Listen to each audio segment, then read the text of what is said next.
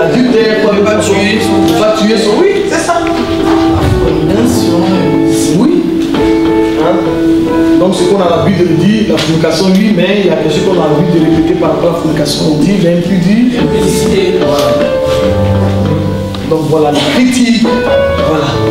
Comment deux sœurs peuvent s'asseoir pour critiquer son frère. C'est grave. Nous qui sommes censés. Comment monsieur, madame peut s'asseoir pour critiquer les frères ou les sœurs. Nous qui sommes censés, la crainte de Dieu, la peur. Et ça tombe bien. Donc aujourd'hui, nous allons parler de la crainte de Dieu. Il faut noter. Donc aujourd'hui, nous allons parler de la crainte de Dieu. Nous devons avoir la crainte de Dieu. Et l'enfant de Dieu doit craindre Dieu. La crainte de Dieu.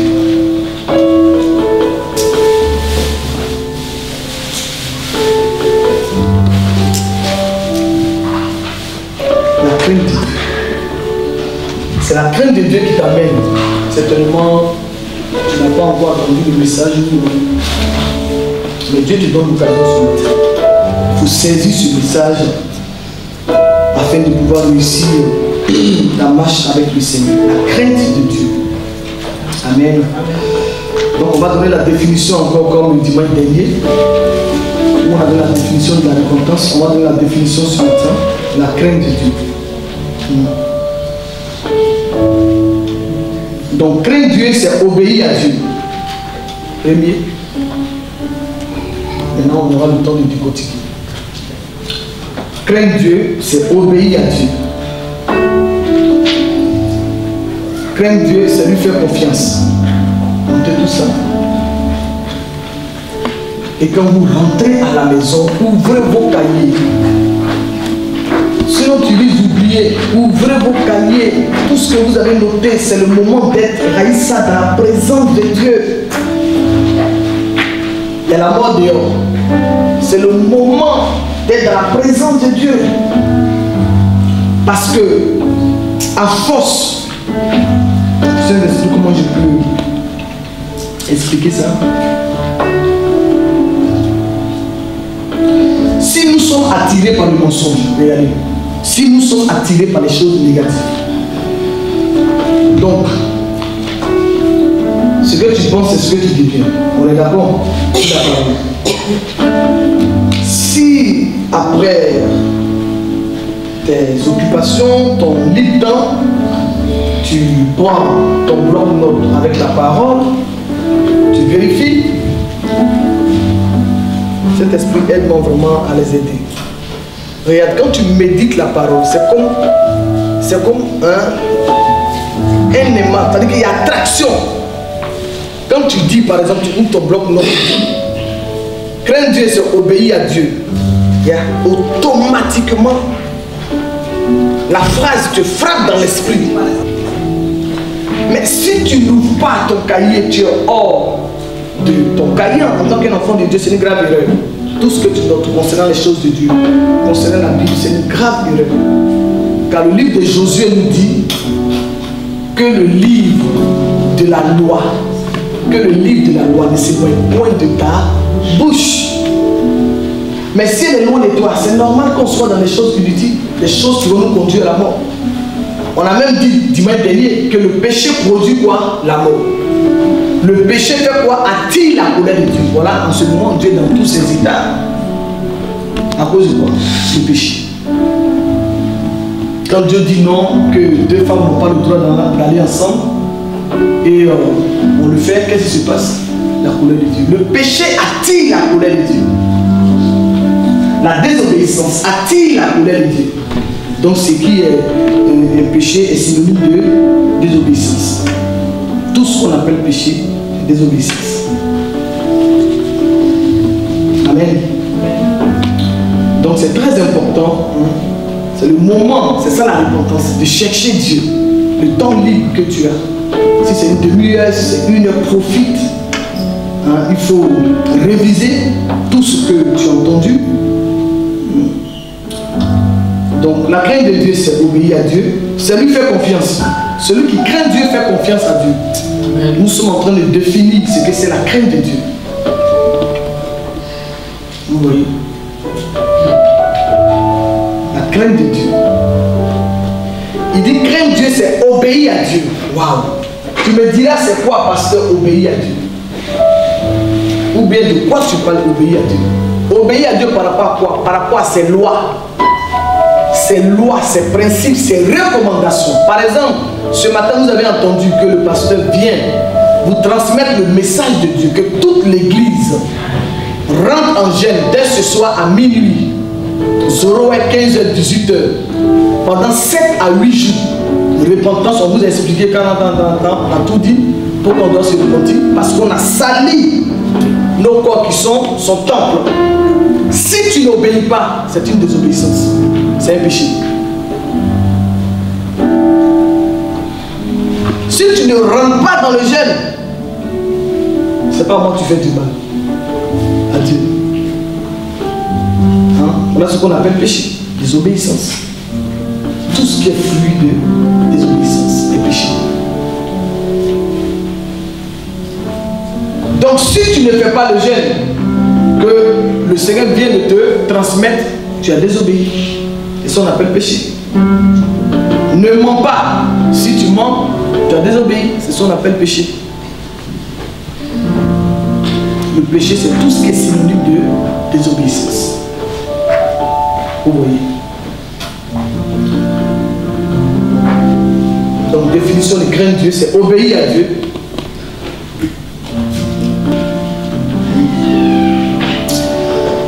Donc, la crainte de Dieu, c'est obéir à Dieu. Donc, obéir à Dieu, ce sont les lois de Dieu. Quand Dieu te dit, par exemple, ma fille Annette, aime ton prochain comme toi-même. De la manière tu te plais, et puis tu t'achètes un beau pain hollandais, aime ton prochain comme toi-même. C'est-à-dire, si demain tu dois offrir quelque chose à ton prochain, ce que tu aimes, c'est ce que tu donnes aussi à ton prochain. Aime ton prochain comme toi-même. Pourquoi? Parce que quand tu vois ton prochain, tu te vois. Tu me diras, ah, parce que ça encore. Aime ton prochain comme Dieu nous dit d'aimer son prochain, parce que en toi, en ton prochain plutôt, tu vois Dieu. Car Dieu a créé l'homme à son image. Donc quand je te vois, je vois Dieu. Quand je vois Laïssa, je vois Dieu. C'est cela que je dois l'aimer. C'est ma soeur, c'est mon sang. Je vois Dieu. Quand je vous vois, je vois Dieu. C'est pour cela que Jésus va dire à ses disciples, à Philippe, il dit, montre-nous Dieu. Jésus va lui dire, mais quel Dieu tu parles? Mais celui qui m'a vu a vu Dieu. C'est pour cela qu'on nous appelle des petits dieux. Pourquoi? Parce qu'on est rempli d'amour. On est rempli de paix, on craint Dieu. Craindre Dieu aussi, tu peux noter, c'est respecter Dieu. Celui qui craint Dieu, c'est celui qui respecte Dieu. Donc celui qui applique les lois de Dieu, celui qui obéit aux recommandations de Dieu, c'est celui-là qu'on appelle craindre Dieu. Ma fille, François, il faut noter, très important. Noter, parce que je ne sais pas si on va vivre ensemble, si on va se voir. Notez, vous avez oublié, quand vous parlez comme ça en mars 2020, vous avez oublié. Notez les choses. Je souffre pour avoir tout ça pour qu'on soit sauvé.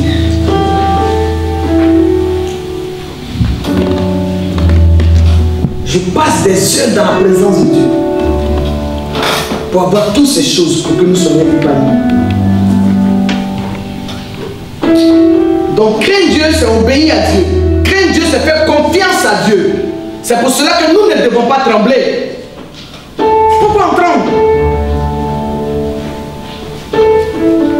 On ne doit pas trembler. Il suffit de ranger ta vie. Il suffit d'appliquer les conseils que Dieu te donne. Il est où le problème? Dieu dit je rentre en jugement. Il n'est pas obligé de se révéler à nous. C'est parce qu'il nous aime. Il dit je rentre en jugement, rangez vos vies. Quelle grâce! Je veux corriger, ranger vos vies mes enfants. Parce que Dieu est fidèle. Certainement d'autres sont convertis, ça fait 20 ans. D'autres plus de 20 ans. D'autres même un jour. Dieu est fidèle. Dieu n'est pas un mauvais.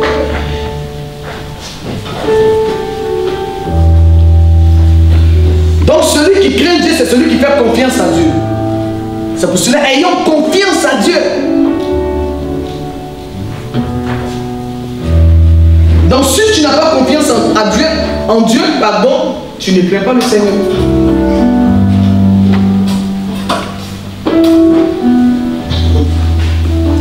Wow. Il dit craindre Dieu, c'est aussi être sage. Donc n'appelez plus n'importe qui sage. Quand on nous dit souvent, il y a les émissions, les sages, c'est les histoires. Celui qui est sage, craint Dieu. Si tu veux qu'on te dise une femme sage, un homme sage, pardon, c'est que tu crains Dieu. C'est lui qui m'enseigne tout ça. Il dit, on parle de quoi aujourd'hui? Il dit la crainte. C'est qui veut dire on ne craint pas Dieu. C'est pour cela qu'on a critiqué. C'est pour cela qu'on a jugé.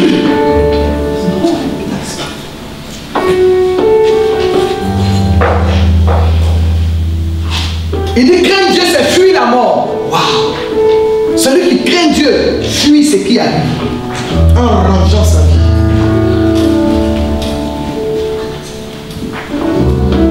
Il dit craindre Dieu, c'est fuir l'impudicité. Waouh! Il dit craindre Dieu, c'est fuir la colère de Dieu. Regarde, tu entends dire des prophéties, des choses, en même temps tu commences à régler ta vie vis-à-vis de Dieu. Tu commences. Tu es en train de fuir comme ça le jugement qui arrive, la colère de Dieu. Je continue. Il dit craindre Dieu, c'est fuir le mensonge. Voilà ce qu'on appelle craindre Dieu. C'est tellement que tu n'as jamais eu l'occasion d'entendre ce message-là. Voilà ce qu'on appelle la crainte de Dieu. Craindre Dieu.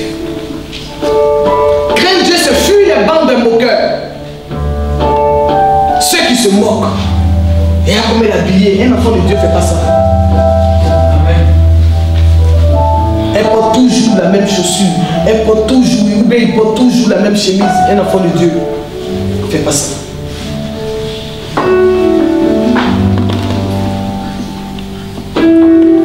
Craindre Dieu, il dit c'est fuir les critiques.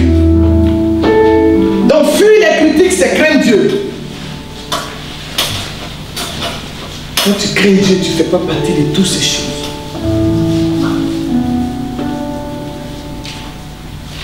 C'est tout cela qu'on appelle désobéissance. C'est tout cela qu'on appelle péché.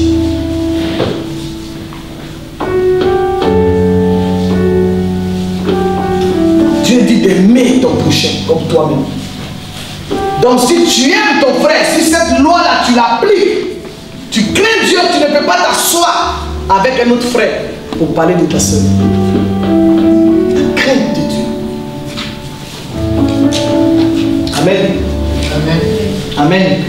Amen. Amen. Amen.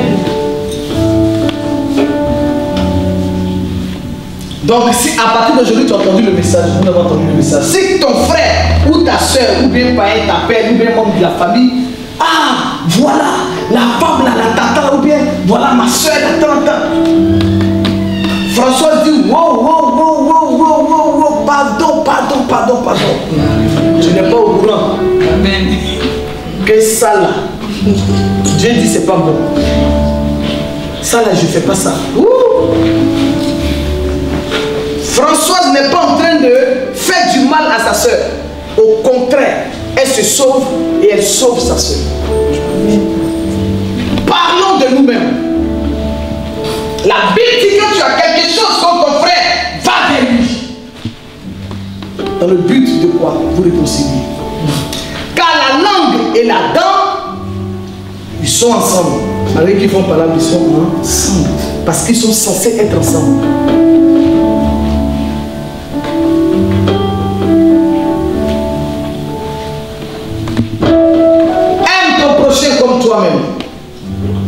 parlé aussi dimanche dernier de respect des aînés.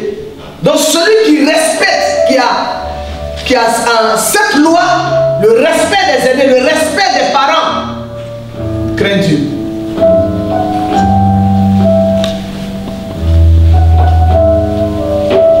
Le respect des aînés. On ne parle pas un aîné comme on veut. On ne parle pas aux parents comme on veut. Ils sont nos géniteurs. Dieu les a utilisés pour nous envoyer sur la terre.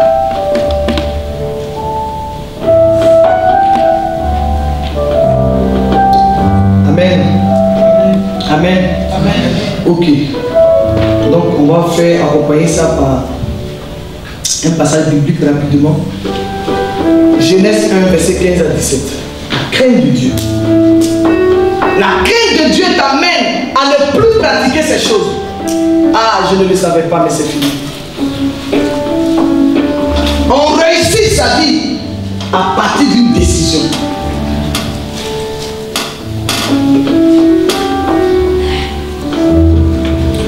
Donc on a dit Genèse 1, verset 15 à 17. Quelqu'un pour nous dit Genèse 1, le premier livre.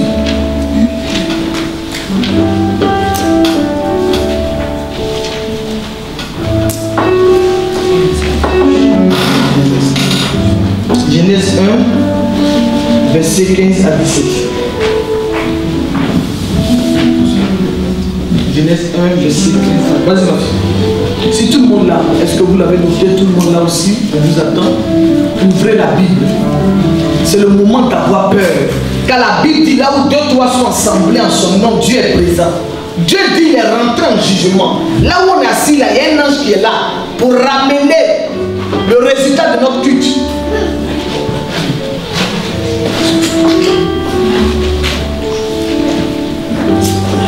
L'Éternel Dieu prit l'homme et le plaça dans le jardin d'Éden. L'Éternel Dieu prit l'homme et le plaça dans le jardin d'Éden.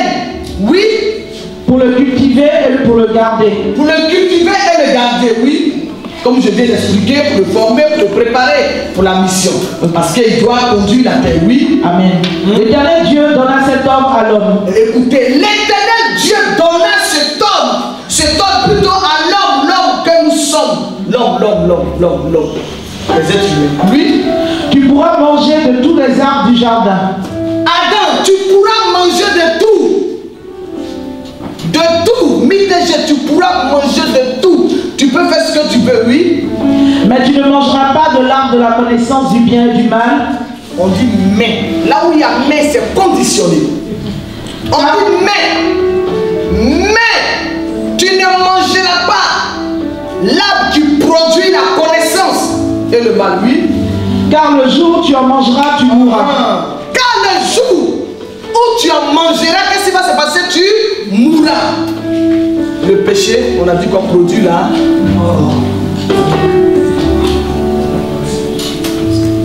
Le péché. Regardez l'état de l'église.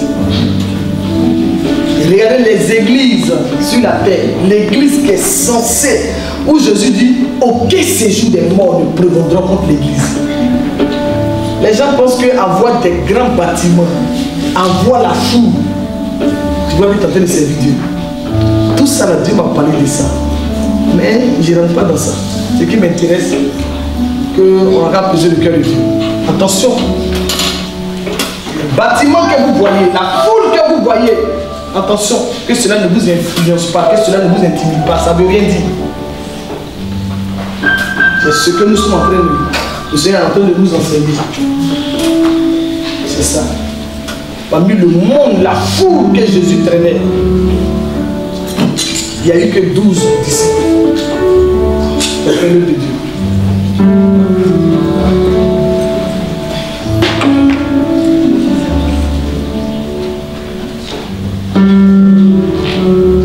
Mais le jour, la mort attire la colère de Dieu. Plutôt le péché. Le péché attire la colère de Dieu. Le péché attire la mort. Le jour, Adam, où tu mangeras, tu toucheras à cet arbre, ces fruits, voilà ce qui va arriver. Est-ce que c'est arrivé ou pas? Ok, vas-y, continue. On a dit 4, 17. Ou bien c'est là, c'est fini? C'était là? Ok. Regardez ce que produit la désobéissance. Quand Dieu te dit ne critique pas, ne critique pas. Ne critiquons pas. Dieu dit c'est pas bon. Que ça attire la colère de Dieu sur nous.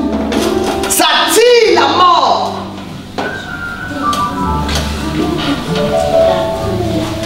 C'est pour cela que tout ce qui nous arrive, tout ce qui nous arrivait, ce n'est pas forcément le diable. Toute épreuve ne vient pas de Dieu. Il y a des épreuves que nous-mêmes nous occasionnons par le péché, par la désobéissance.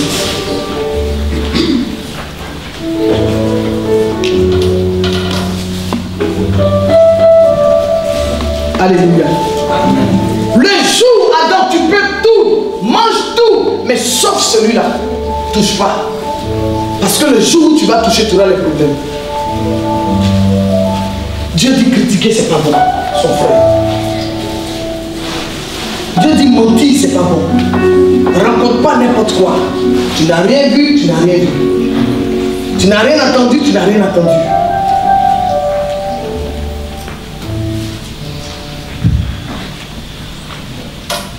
Alléluia. Amen. Donc celui qui craint Dieu fuit la colère de Dieu.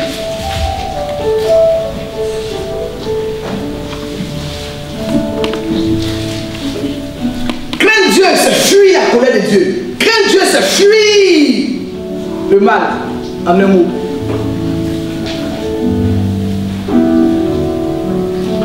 Répondons-nous.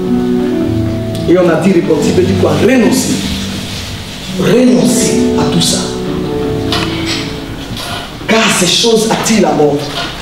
Et la mort ne voyait pas que la mort physique, la maladie, la pauvreté, la misère.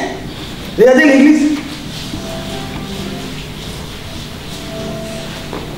Regardez l'église. Fouillez par tout le monde entier. Regardez l'église. Et que les problèmes. Que les problèmes.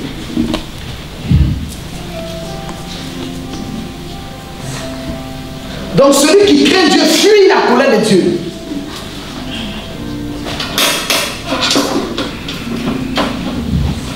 Alléluia. Amen. Amen. Amen. Si Adam avait obéi, on n'en serait pas là aujourd'hui. Regardez. L'obéissance fait mal. L'obéissance est dure. Mais l'obéissance sauve.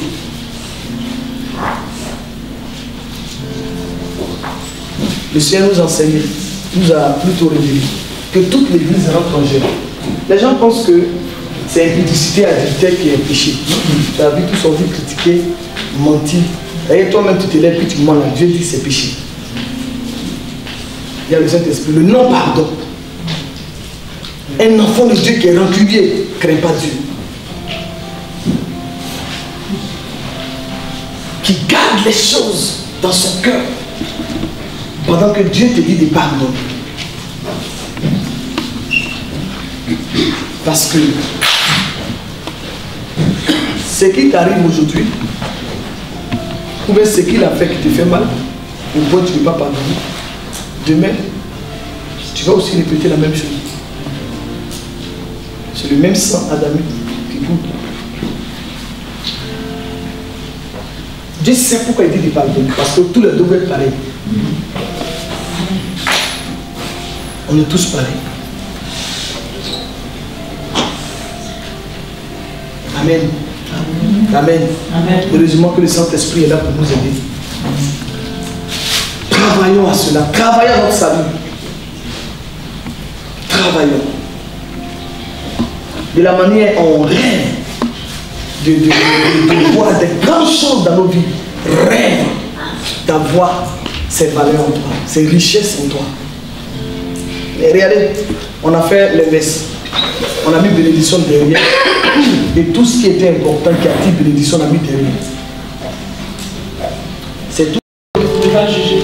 Je ne vais pas juger très bien. Quoi d'autre? Ah, mais c'était tout ce que vous connaissez négatif là. Il ne peut pas insulter son frère.